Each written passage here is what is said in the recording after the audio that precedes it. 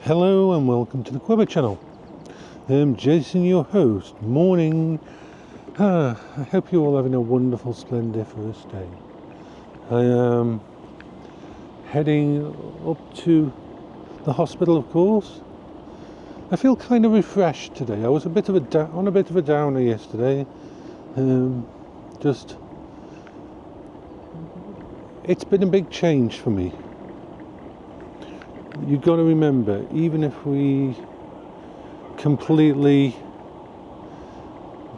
avoid the idea of all the stuff that to do with the hospital, everything's changed for me in the last 2 months. The ability to leave the house, the buying of this Quingo, the exploration, the loss of Beryl.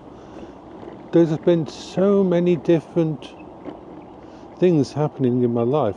A life that, well, as an autistic person, I don't like change. Change, whether positive or negative, as actually bothersome, and to put it lightly, it changes a lot of my coping strategies, and my coping strategies are how I survive. It's kind of interesting to see how things are building up.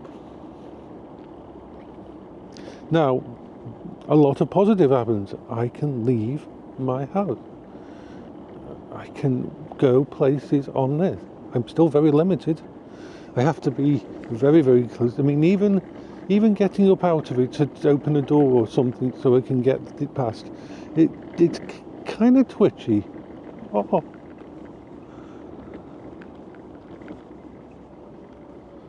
Oh, now look at that. You can probably just see it there. There's a squirrel sitting on the gravestone eating some crisps or something. That's so cute. That is so cute. First I thought he was a plushie, but no, it was a real squirrel. Yes, I get distracted easily. Okay, so the big change, we've had massive changes on top of what's happening now. So just when I was getting settled in with the idea of leaving the house and that, this has happened, having to go to the hospital every day. And that's very different from it. Remember, for 4 years, almost 5 years, actually we're coming up to 6 years now, sorry. Wow. Doesn't time fly when you're having fun? For almost 5 years, I haven't left the house except for a hospital appointment or a doctor's appointment, or one going to the bank. Those are the times I've left the house. 27 visits, 27 leaving of the house in 4 or 5 years. And all of a sudden it changed into, oh my God, I can leave the house each day.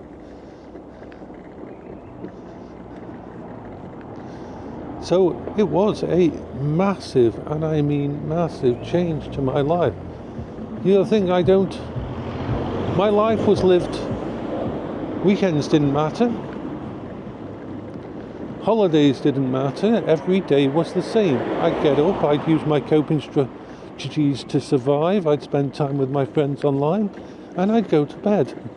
This was my entire life for all of those times. And now, I leave the house, I go places, and I exist in the world outside my bedroom.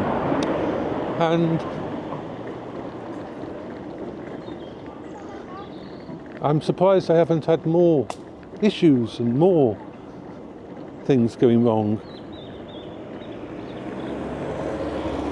But yesterday and the day before was like a what the fuck moment for me. My brain was, what the shit's going on, and a little bit of a tiny mental breakdown of thought. Not that you'd notice, because my coping strategies are so good. I am always in a kind of mental breakdown. I am always having issues. I am always facing depression. I exist in depression at all times because of my bipolar type 2. my natural state is depressed. My brain is always slightly off kilter because of my autism. My brain is always looking for shinies because of my ADHD. So these are the normal things that I deal with all the time. And then we've added another layer.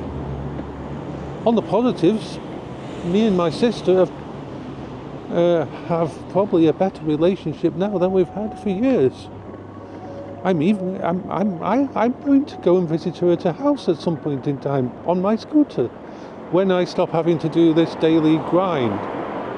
And this is a daily grind. No difference than on a computer game where you have to do your dailies. This is a daily grind. This is something I've got to do. See, I want to be going uptown on my scooter. I want to be exploring places I've never been. I want to stick a pin in a map on Google and just say, hey, can I make it there with my scooter? And I want to go and try.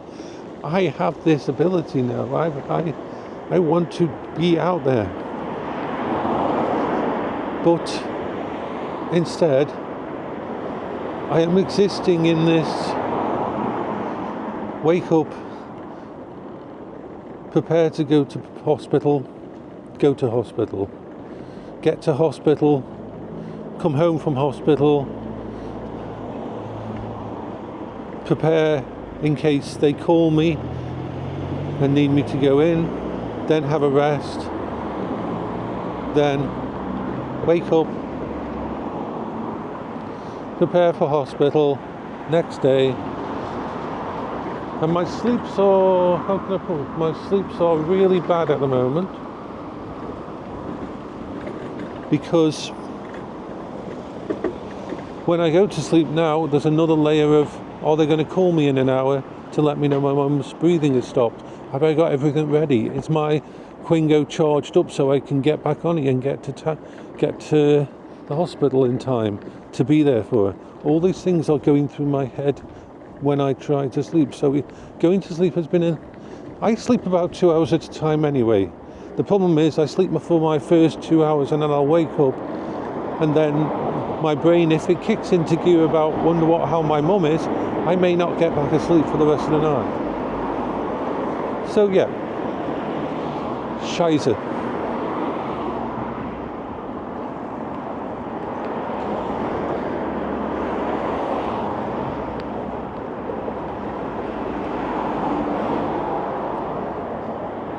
We are heading up to the hospital.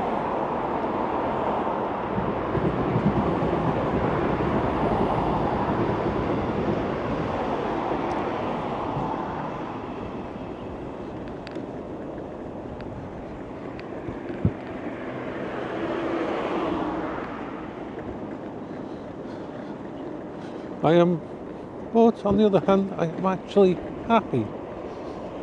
As weird as it sounds. My brain is dealing with a situation, a coping strategy.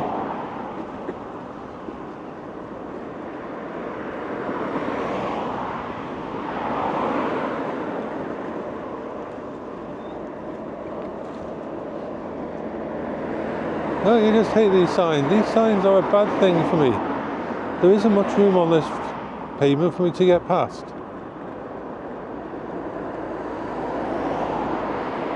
Not the happiness patrol. Anyway, we are on our way. I cut my hair this morning at, I would like to say about between 3 and 4 a.m. I woke up and my brain says, your hair's too long, your hair's too long, your hair's too long, you're not going back to bed, your hair's too long. And this happens, this happens to me.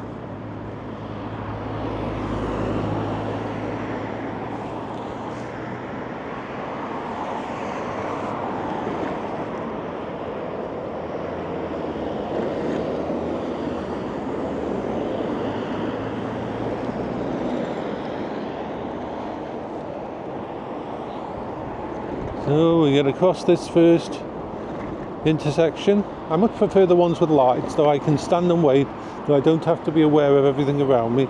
I can just listen to the thing. This little Quingo scooter has enlarged my situational awareness a lot. When I'm connected to it, I am very aware of what's going on around me.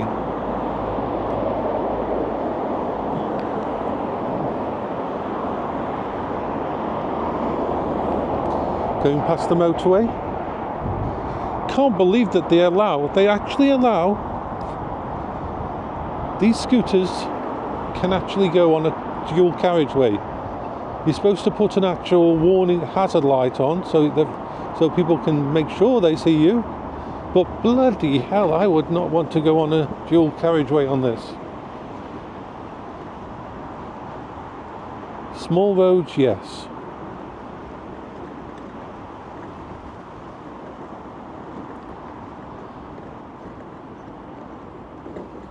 Even mainline roads, but dual carriageways? Nope.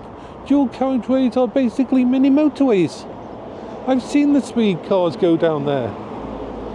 Even though this has all its lighting and stuff, I am still like, I don't know what getting hit in the face with a car. I think being hit in the face with a car is a downside to me, as far as I can tell.